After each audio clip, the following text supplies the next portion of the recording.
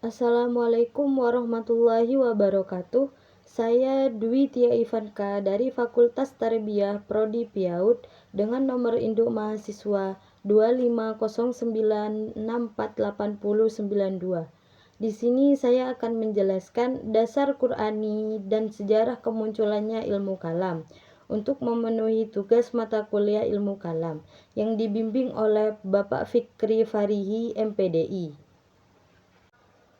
Ilmu kalam merupakan sesuatu yang sudah tidak asing lagi, sebab hampir di lembaga setiap pendidikan Islam, ilmu kalam ini sering dipelajari, baik di jenjang madrasah ibtidaiyah, madrasah sanawiyah, dan juga madrasah aliyah.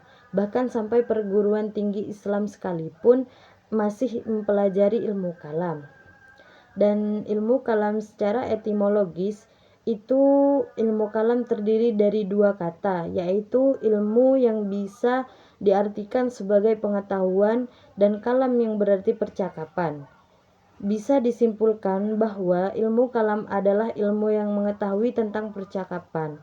Ilmu ini juga logis dan disertai dengan bukti nyata. Adapun menurut beberapa ahli, menjabarkan pengertian ilmu kalam secara berbeda-beda seperti di bawah. Ilmu kalam juga terdapat beberapa sumber, diantaranya yaitu Al-Quran, As-Sunnah, pemikiran manusia, dan insting. Keempat hal tersebut menjadi sumber dasar untuk memahami ilmu kalam. Selain itu, ilmu kalam juga memiliki sejarah kemunculan yang berlatar belakang terbentuknya ilmu kalam dimulai dengan adanya Rasulullah yang diutus oleh Allah sebagai pemuka agama yang merangkap sebagai kepala kepemerintahan, juga setelah hijrah ke Madinah. Beliau yang mendirikan sistem politik yang dipatuhi di Madinah, yang sebelumnya belum memiliki sistem politik. Setelah sepeninggalan Rasulullah terjadilah kekosongan penguasaan politik yang kemudian diambil alih oleh Abu Bakar, kemudian diteruskan oleh Umar bin Khattab, dilanjutkan dengan Utsman bin Affan, dan diakhiri oleh Ali bin Abi Thalib.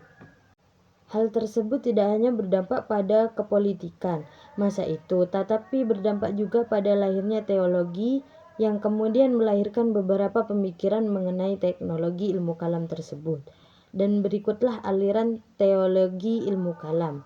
Yang pertama, aliran ilmu kalam Khawarij, dan yang kedua aliran ilmu kalam Murji'ah, tiga aliran ilmu kalam Mu'tazilah, dan yang keempat aliran ilmu kalam Jabariyah, yang kelima aliran ilmu kalam Qadariyah.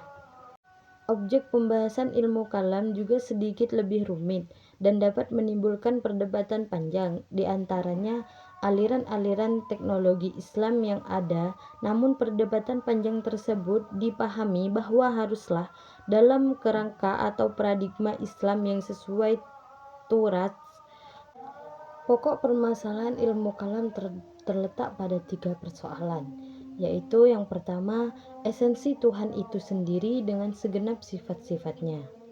Esensi ini dapat dinamakan Qismul Ilahat. Adapun masalah yang diperdebatkan, yaitu sifat-sifat Tuhan, apa memang ada sifat Tuhan atau tidak. Dan masalah ini juga diperdebatkan oleh aliran Mu'tazilah dan Asy'ariyah. Dan yang kedua yaitu Qismul Nububiyah, atau hubungan yang memperhatikan antara Khalik dengan makhluk dalam. Hal yang dibicarakan yaitu tentang utusan-utusan Tuhan atau petugas-petugas yang telah ditetapkan Tuhan untuk melakukan pekerjaan yang ditentukan, yaitu seperti malaikat.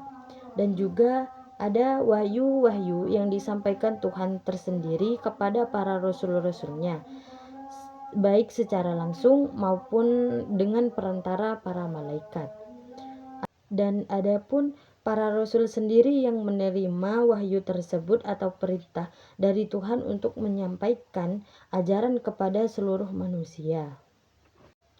Dan untuk yang terakhir yaitu persoalan yang berkenaan dengan kehidupan sesudah mati nantinya yang disebut dengan Qismul Al-Sam'iyah, yang meliputi hal-hal kebangkitan manusia kembali di akhirat, dan hari perhitungan, persoalan syirat atau jembatan, yang terakhir yaitu persoalan yang berhubungan dengan tempat pembalasan, yaitu surga atau neraka.